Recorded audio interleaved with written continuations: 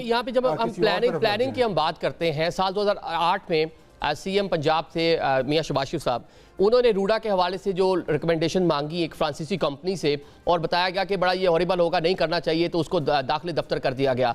आप लोगों की गवर्नमेंट उसी मंसूबे को लेकर आगे चलती है। आज लाहौर में उसकी वजह से खासा नुकसान देखने को मिल रहा है। माजी में तो मियां साहब उसके खिलाफ थे, लेकिन अब नून लीग की जो पंजाब में हुकूमत है वो उसको प्रोटेक्ट भी कर रही है, बल्कि आगे चलाने का इरादा भी रखती है। तो एक संगीन नोयत की जो गलती हुई आपके दौरे हुकूमत में, नहीं होनी चाहिए थी।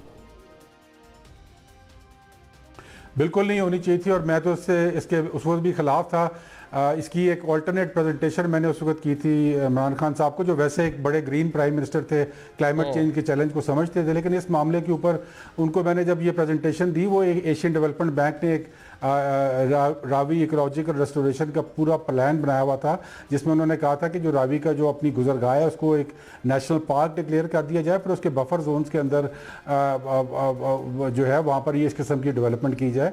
ये रावी के पेड़ के अंदर आप एक पूरा हाउसिंग सोसाइटीज़ बना के फिर आप एक्सपेक्ट करें कि पीछे से इंडिया जो है वो जो नलका है उसका खोलेगी नहीं उसको।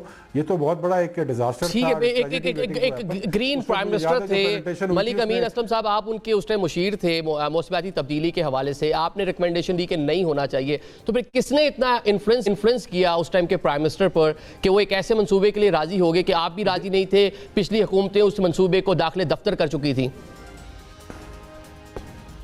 देखिए, मुझे तो फिर जब वो प्रेजेंटेशन हुई और फिर मैंने उसकी अपोजिशन की, तो फिर मुझे उस कमेटी से निकाल दिया गया था। जो प्रेजेंटेशन इसकी ऑल्टरनेट दी गई थी, जो रूडा की प्रेजेंटेशन थी, वो तो लगता था कि एक कोई ऐसी कोई अजीब तौर की थी कि उसमें ये बताया गया, और उस वक्त के ब्यूरोक्रेट्स ये प्रेजेंटेशन कर रहे थे कि हम दो जो है बहुत बड़े बराजेस बना देंगे अपस्ट्रीम ऑफ ये रिवर रावी ना। आज तक वो बराज बने। उसके बाद ये था कि जी मीलों तक हम इसकी लाइनिंग करेंगे दोनों साइड पे, जिसमें रावी को टेम कर देंगे।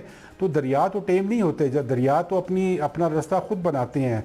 जब हम दरिया के रास्ते में आएंगे तो दरिया अपना रास्ता खुद बनाएगा। और आपने देखा कि ये 78 सालों के अंदर अगर पाकिस्तान में किसी ने अपना कब्जा छुड़वाया है तो वो दरिया रावी है। वो तो सबके सामने है कि जब उसके रास्ते को काबिज करने की कोशिश की गई तो उसने अपना रास्ता आज छुड़वा लिया है।